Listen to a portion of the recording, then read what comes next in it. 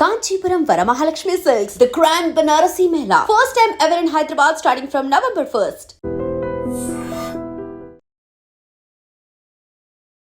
మనల్ని 74% student వీసాలను reject చేయడమే కాదు, మన దేశాన్ని కూడా అలాగే చూస్తున్నారు. ఫ్రాడ్ చేస్తున్నారు, స్కామ్స్ జరుగుతున్నాయి అనేది.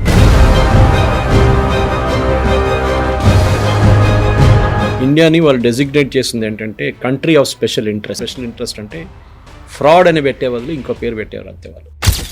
అంటే అక్కడి నుంచి ఎవరైనా వీసాకి అప్లై చేస్తే వాళ్ళని కంప్లీట్గా చెక్ చేసిన తర్వాతనే అప్రూవ్ చేయాలి.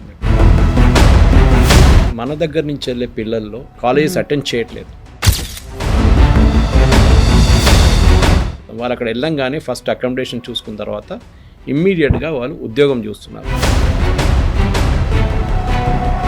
అది ఫాలో చేయకుండా వాళ్ళు ఎట్లా కావాలంటే అట్లా వెళ్ళి ప్రైవేట్ జాబ్స్ చూసుకుంటున్నారు. ఎడ్యుకేషన్తో సంబంధమే లేదు. సో ఇలాంటి ఇన్ఫర్మేషన్ ఇవ్వడానికి చాలా వరకు పేరెంట్స్కి అయితే అలాంటి అవగాహన ఉండదు. బట్ ఇదంతా మనం ఆలోచించేది అండర్ గ్రాడ్యుయేట్ లెవెల్కో లేకుంటే పీజీ లెవెల్కో ఆలోచిస్తున్నామంటే ఎన్ని ఇంటర్మీడియట్ కాలేజెస్ ఎడ్యుకేషన్ ఫెయిర్ కావచ్చు, కెరీర్ ఫెస్ట్ కావచ్చు. సో యూ షుడ్ అలౌ మన చిల్డ్రన్కి ఫస్ట్ స్టెప్ ఏంటంటే వాళ్ళ కెపాసిటీ ఏంటి, దాన్ని బట్టి మనం కూడా పంపించేటప్పుడు we should have very very clear expectations. వీళ్ళు వెళ్తున్నారు, I'm taking 80 lakhs loan, 90 lakhs loan, ₹1,00,00,000 loan తీసుకున్నప్పుడు the children also should understand rape.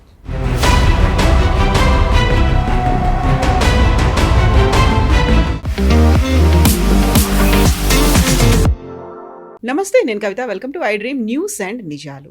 భారతీయ విద్యార్థులకి అమెరికా షాక్ ఇచ్చిన తర్వాత ఇప్పుడు వంతు కెనడాదే అయింది. ఈ సంవత్సరం 74% స్టూడెంట్ వీసాలని కెనడా రిజెక్ట్ చేసింది. అమెరికా, కెనడాల తర్వాత అదర్ ఆల్టర్నేట్ యూనివర్సిటీస్ కానీ కంట్రీస్ కానీ ఏమున్నాయి? ఎందుకని 74% వీసాలని కెనడా రిజెక్ట్ చేసింది? అందరినీ ఫ్రాడ్స్టర్స్ లేకపోతే స్కామర్లుగా ఎందుకని భావిస్తోంది? ఆల్టర్నేట్స్ మీద మనం ఎందుకని దృష్టి పెట్టాల్సిన పరిస్థితులు వచ్చాయి. మనతో పాటుగా ఉన్నారు సీనియర్ జర్నలిస్ట్ సురేష్ కొచ్చాతిల్ గారు. సార్ నమస్కారం.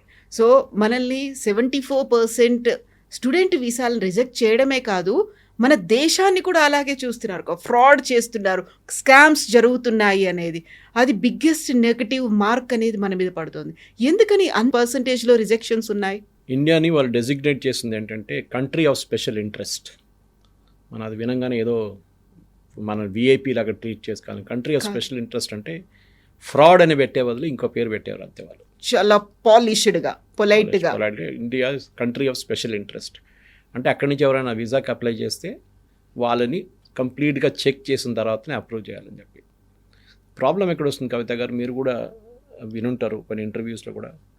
అక్కడ ఉన్న ఎడ్యుకేషన్ కన్సల్టెంట్స్ కూడా ఏమంటున్నారంటే మన దగ్గర నుంచి వెళ్ళే పిల్లల్లో 80% మంది, and I'm not saying it all, అక్కడ కెనడా నుంచి ఉన్న రిపోర్ట్స్ నుంచి చెప్తున్నాను మీకు, 80% మంది మన దగ్గర ఇక్కడి నుంచి వెళ్ళే పిల్లలు కాలేజ్లో అటెండెన్స్ ఇవ్వట్లేదు, కాలేజెస్ అటెండ్ చేయట్లేదు. 80% వాళ్ళు అక్కడ వెళ్ళంగానే ఫస్ట్ అకామిడేషన్ చూసుకున్న తర్వాత ఇమ్మీడియట్గా వాళ్ళు ఉద్యోగం చూస్తున్నారు, పార్ట్ టైం జాబ్స్. అది కూడా ఒక అమౌంట్ ఉంటుంది, స్పెసిఫిక్ నెంబర్ ఆఫ్ అవర్స్ ఉంటుంది every week which you can work. మీకు తెలిసి ఉంటుంది, యూఎస్లో కూడా అంతే. అది ఫాలో చేయకుండా వాళ్ళు ఎట్లా కావాలంటే అట్లా వెళ్ళి ప్రైవేట్ జాబ్స్ చూసుకుంటున్నారు. ఎడ్యుకేషన్తో సంబంధమే లేదు. అక్కడ వెళ్తుంది వాళ్ళు ఫ్రాడ్ పేపర్ మీద వెళ్తున్నారు. అంటే మీరు మీ ఇన్కమ్ ప్రూవ్ చేయాల్సి వస్తుంది దాంట్లో. అమెరికాకి వెళ్తే కానీ, ఈవెన్ జర్మనీకి వెళ్తే కానీ, ఎక్కడైనా that you can pay for your education అనేది.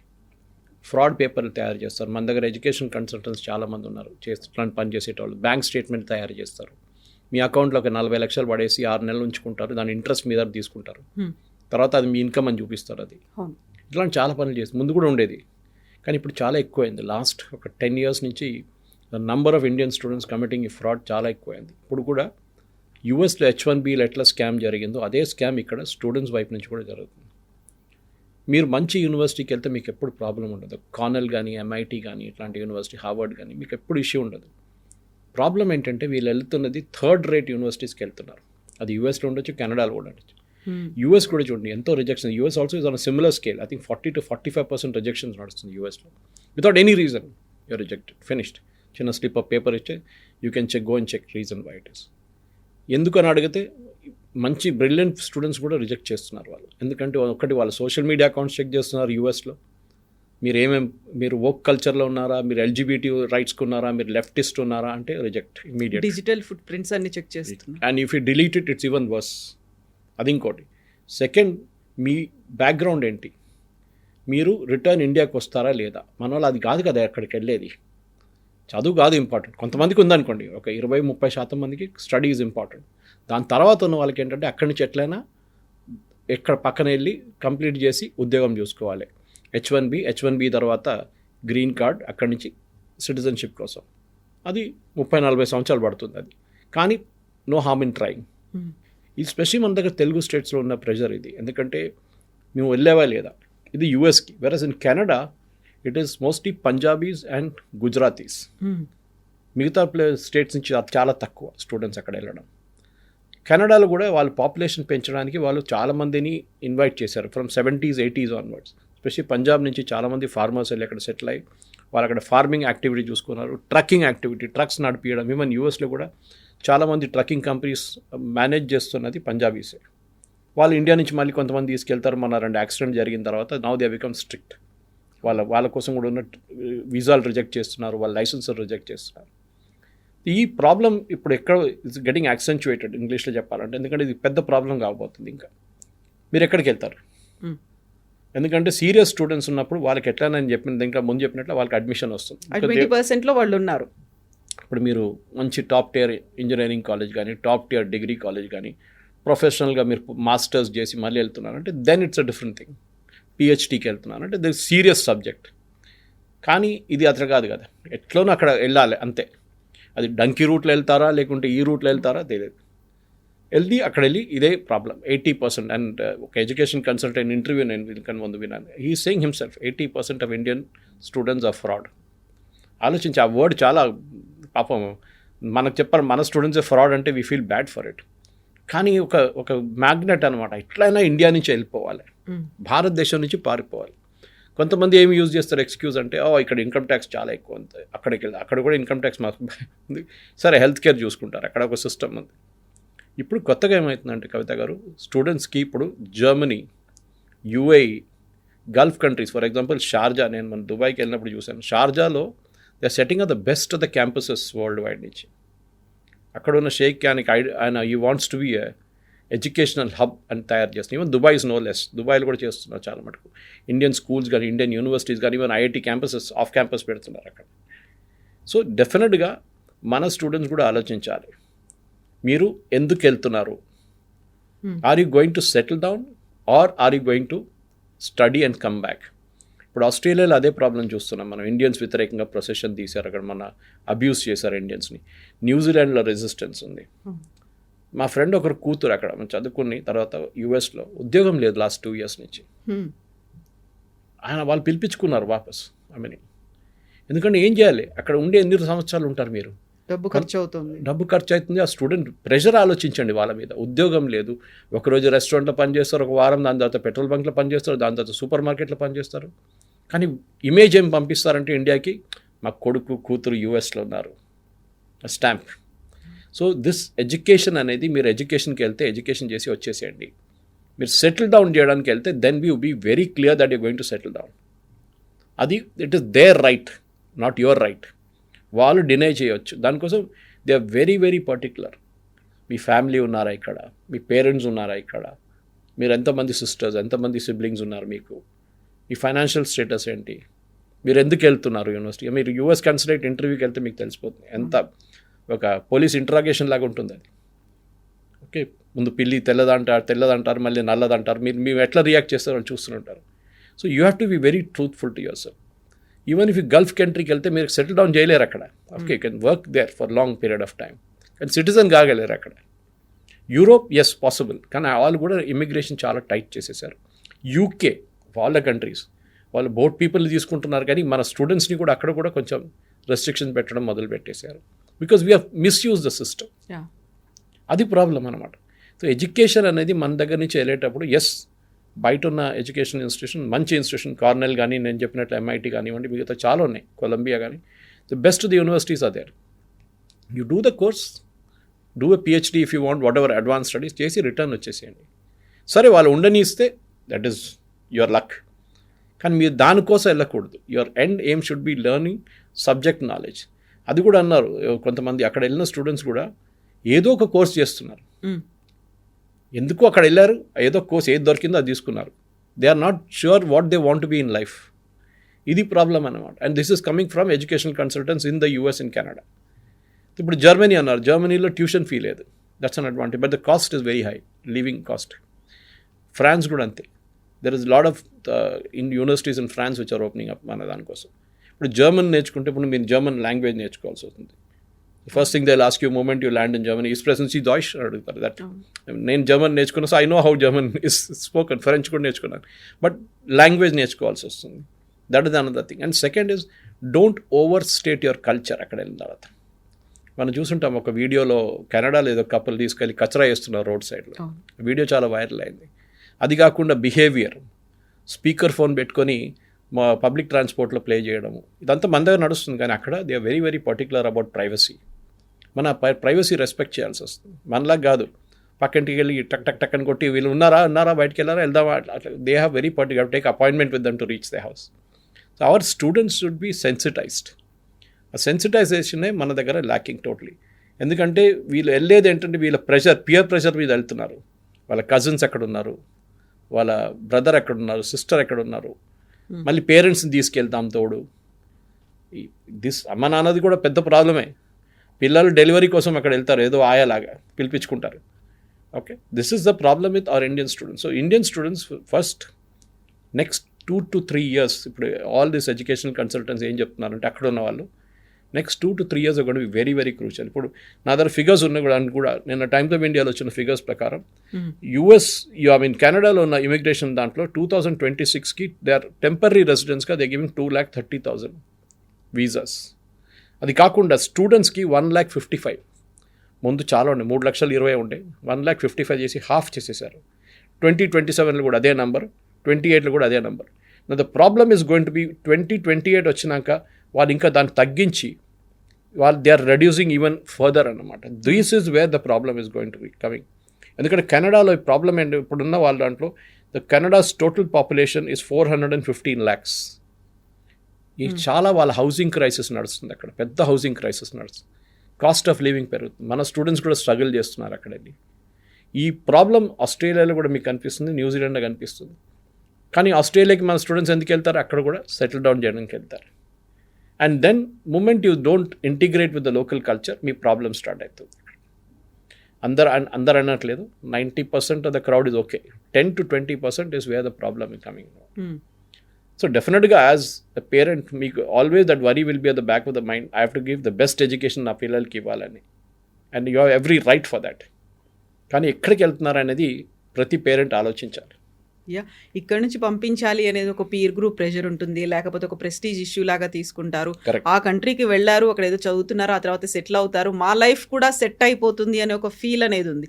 అప్పు చేసైనా పర్లేదు పంపించాలి అనేది. అదర్ ఆప్షన్స్ అనేవి ఉన్నాయి, అదర్ కంట్రీస్ అనేవి ఉన్నాయి, వాటిని ఎక్స్ప్లోర్ చేయొచ్చు అనుకుంటే మళ్ళీ పక్కింటి వాళ్ళు ఏమన్నా అంటారేమో, అదేం కంట్రీ, అక్కడ ఏం కోర్స్ ఉంది, అక్కడ ఫెసిలిటీస్ ఏమున్నాయి, ఏమీ తెలియకుండా ఎలా పంపిస్తామని. మనం ఎందుకని దాన్ని అలా ఎక్స్ప్లోర్ చేయలేకపోతున్నాం, ఇలా కంప్లీట్గా ఐసోలేట్ అయ్యి, లేకపోతే ఆ బౌండరీలోనే ఎందుకుంటున్నాం మనం. అది ఒక కంఫర్ట్ జోన్ అంటాం ఇంగ్లీష్లో. మా వాళ్ళు వెళ్ళారు కదా, అక్కడ ఉన్నారు, మా చుట్టాలు ఉన్నారు, వాళ్ళు చూసుకుంటారు. చుట్టాలు పని చూసుకుంటారు, మిమ్మల్ని ఎందుకు చూసుకుంటారు. First 1 week it's okay, after that they will also start maintaining the distance from you. So మన దగ్గర ఫర్ ఎగ్జాంపుల్ క్రొయేషియాకి వెళ్ళాను అనుకోండి. క్రొయేషియానా, అది ఎక్కడ ఉంది? One of my close family friends వాళ్ళు యూకే సిటిజన్స్, ఇద్దరు ఇండియన్స్. వాళ్ళ ఒక కూతురేమో లండన్లో మెడిసిన్ చేసింది, ఇంకో కొడుకేమో is doing it in Bulgaria. Bulgarian capital చెప్పినప్పుడు వాళ్ళు అందరు పరేషాన్ అయిపోతారు. బల్గేరియాలో ఉన్న సిటీస్ ఎక్కడ ఉంది, సోఫియా అది ఎక్కడ ఉందని మన వాళ్ళు అడుగుతారు. Then we have to explain to them where Sofia is. So వాళ్ళకేంటంటే UK, US, Canada, Australia, New Zealand, Germany for most hot favourite places అవి. ఇంకా because over a period of time మనం ఇక్కడికి వెళ్ళాం, మన స్టూడెంట్స్ అంతా అక్కడికి వెళ్ళారు. ఎర్లియర్ జనరేషన్ 70s, 80s వెళ్ళే జనరేషన్ చాలామంది నాదారు అడిగేటోళ్ళు. ఇప్పుడు సురేష్ మీరు మలయాళీ కదా, మీ వాళ్ళందరూ దుబాయ్లో ఉంటారు. 70s, 80s you passed out in 79, 83 I passed out from college. మీరు ఎందుకు వెళ్ళలేదు Dubai? I said I don't like it, simple. మొన్న వెళ్ళొచ్చాను as a visitor, I'm fine, but I don't feel like working those days. ఇప్పుడు now situation is improve dramatically. ఒకటి. Second is you look at the tax breaks. మన దాన్ని తప్పు పట్టలేం. For example దుబాయ్లో tax is 0 technically. GST ఉంది కానీ tax లేదు అక్కడ. కానీ దాన్ని ఆఫ్సెట్ ఎట్లా చేస్తారు, high cost of living. So ఎక్కడో ఒక ప్లేస్లో కాంప్రమైజ్ చేయాల్సి వస్తుంది. జర్మనీలో కూడా అంతే కదా, ఫ్రాన్స్లో కూడా అంతే. యూరోప్ ఇస్ నాట్ చీప్, చాలా expensive. UK is very expensive.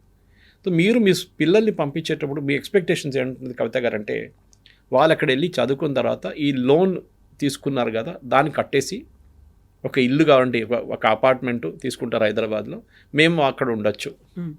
This is what every parent thinks of. కానీ ప్రాబ్లం ఎక్కడ వస్తుందంటే ఈ పిల్లల మీద కూడా ప్రెషర్ వస్తుంది. వాళ్ళు అక్కడ వెళ్ళిన తర్వాత వాళ్ళకు చదువు అంత ఎడ్యుకేషన్ అంతా అయిపోయిన తర్వాత మంచి ఒక ఉద్యోగం రాకపోతే, H1B రాకపోతే, లేకుంటే OPT రాకపోతే, they get in to lot of pressure. And అక్కడే మీకు చెప్పరు కూడా, ఎందుకంటే వాళ్ళు అక్కడుండి వాళ్ళు నేను ఎట్లా తిరిగి రావాలి, ఇండియాకి తిరిగి వస్తే ఏమంటారు, చుట్టాలు ఏమంటారు, ఏమైందో ఎందుకు వచ్చావని అడుగుతారు. ఉండలేదు అక్కడ అమెరికాలో అంటారు. సో ఈ ప్యూర్ ప్రెషర్ అని చూడండి. అండ్ ఆల్సో రిలేటివ్స్ ప్రెషర్, ఇది చాలా స్టూడెంట్స్ మీద వర్క్ అవుతుంది. వాళ్ళ ఎంటైర్ ఏం చెప్తారు, వాళ్ళ సైకాలజీ మీద ఇంపాక్ట్ ఉంటుంది వాళ్ళది. అండ్ వాళ్ళు రియాక్ట్ చేయలేకపోతున్నారు. So we should support our children డెఫినెట్గా. వాళ్ళకి ఏం కావాలంటే అది we should provide that education. వాళ్ళ ఇంట్రెస్ట్ ఏముందో దాని మీద పెట్టి చేయండి. Not everybody can be an engineer, not everybody can be a doctor. మిగతా ఎన్నో ప్రొఫెషన్స్ ఉన్నాయి. నేను హోటల్ మేనేజ్మెంట్ చేసి మీడియాకి వచ్చాను. నేను మీడియా చేయవచ్చు. Any profession is there. Sound engineering, film institute, design, national institute of design, film మన ఇక్కడ fashion institute, NIFT. There are hundreds of courses. సరే మీరు బయటికి వెళ్ళి నేర్చుకుంటే ఇప్పుడు ఇళయరాజా లాంటి వాళ్ళు, they went outside and learn music and came. Okay, అది కూడా ఉంది ఒకటి. You can go outside, London స్కూల్లో అక్కడ వెళ్ళి నేర్చుకోవచ్చు మ్యూజిక్ కావాలంటే. కానీ మన దగ్గర మ్యూజిక్ నేర్చుకున్నా అంటే ఆడ యూజ్లెస్ ఫెల్, ఆడు పనికిరాడు, పాట పాడడానికి పోయిందంటారు. ఇది ప్రాబ్లం అనమాట. సో యూ షుడ్ అలౌ మన చిల్డ్రన్కి ఫస్ట్ స్టెప్ ఏంటంటే వాళ్ళ కెపాసిటీ ఏంటి, దాన్ని బట్టి మనం కూడా పంపించేటప్పుడు we should have very very clear expectations. వీళ్ళు వెళ్తున్నారు, I'm taking 80 lakhs loan, 90 lakhs loan, ₹1 కోటి లోన్ తీసుకున్నప్పుడు the children also should understand that repayment అనేది పేరెంట్స్ రెస్పాన్సిబిలిటీ ఒకటే కాదు, లోన్ది మీ రెస్పాన్సిబిలిటీ. ఇన్ఫ్యాక్ట్ యూఎస్లో అన్నిటికంటే ఎక్కువ pressure. I'm talking US citizens, వాళ్ళ loan, educational loan is the big issue in the US. అక్కడ ఎలక్షన్ ఇష్యూ అది. ఏ గవర్నమెంట్ వచ్చి రైట్ ఆఫ్ చేస్తారో, ఏ గవర్నమెంట్ వచ్చి దాన్ని హాఫ్ రైట్ ఆఫ్ చేస్తారో అని అక్కడ చూస్తూనే ఉంటారు పిల్లలు. వాళ్ళ ఫస్ట్ జాబ్ ఏంటంటే, వాళ్ళ ఉద్యోగం ఎందుకు చేస్తున్నారంటే ఈ లోన్ పే చేయడానికి. And that is a debt which is there the huge amount యూఎస్లో పిల్లల మీద. అక్కడ ఐమ్ టాకింగ్ US సిటిజన్స్, అక్కడ ఉన్న US పిల్లలు. వాళ్ళు దానికోసం చాలామంది they don't even go to the higher level colleges. వాళ్ళ అఫోర్డబిలిటీ లేదు వాళ్ళకి. ఈ లోన్ తీసుకొని కట్టాలి కదా ఎవరైనా. అక్కడ మీ పేరెంట్స్ కట్టరు, అక్కడ you have to pay your loan. And I know friend of mine, వాళ్ళ కూతురు IIMలో అడ్మిషన్ వచ్చినాక కూడా he told her very clearly, I will take the loan, but payment you have to pay after 6 months after you are finished, your clock starts ticking then. Chesaru kuda ame papa, she paid off entire loan. There's no doubt. I'm talking of some 10-15 years ago. So atlanti paristhitilo kuda mana pillalu kuda నేర్చుకోవాలి. Parents మీద pressure పెట్టకండి, you decide. And Canada లాంటి ప్లేస్లో ఇప్పుడు totally బంద్ చేయట్లేదు వాళ్ళు, not that completely close చేసేసారు. In fact this year applications I think it's only 4,000 applications ఈసారి, చాలా తక్కువ. 20-25 వేల మంది అప్లై చేస్తున్నారు, అక్కడ 4,000కి వచ్చేస్తుంది. ఎందుకంటే they know that rejections are happening. ఈ వర్డ్ చాలా easy, it spreads around the country very fast అనమాట. అరే అక్కడ అప్లై చేయకు. అండ్ దట్ టు కెనడా అనగానే it be mostly Punjab and Gujarat, మనం మాట్లాడినట్టు దీనికన్నా ముందు. మన తెలుగు స్టేట్స్ నుంచి వెళ్ళేటోళ్ళంతా mostly they try US first. అది కాకపోతే UK కానీ యూరోప్కి వెళ్తారు. So that very clear traffic ఒకటి ఉంది అక్కడికి. గుజరాతీస్ ఎందుకు వెళ్తారు, బిజినెస్ సెటప్ చేయడానికి వెళ్తారు వాళ్ళు. Punjabis as I said they go for farming or trekking.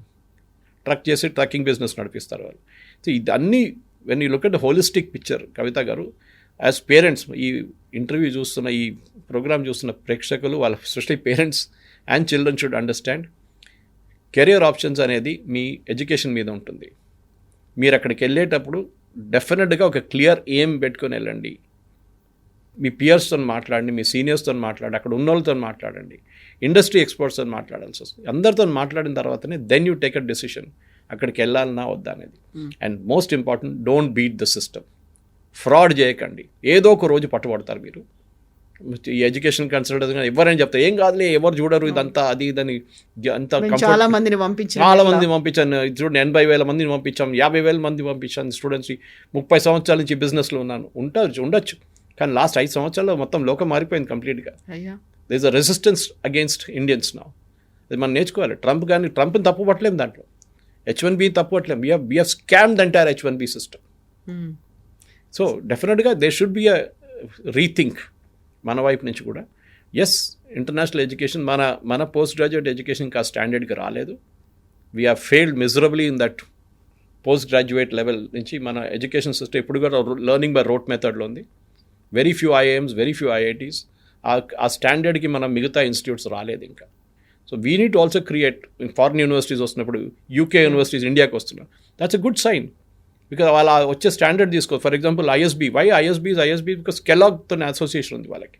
They bought in that standards and they got the best professors there. ISBలో, Indian school of business, Hyderabad.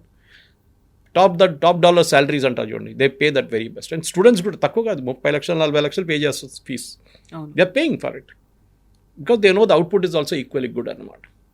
So the round of message ఏంటంటే don't scam the system.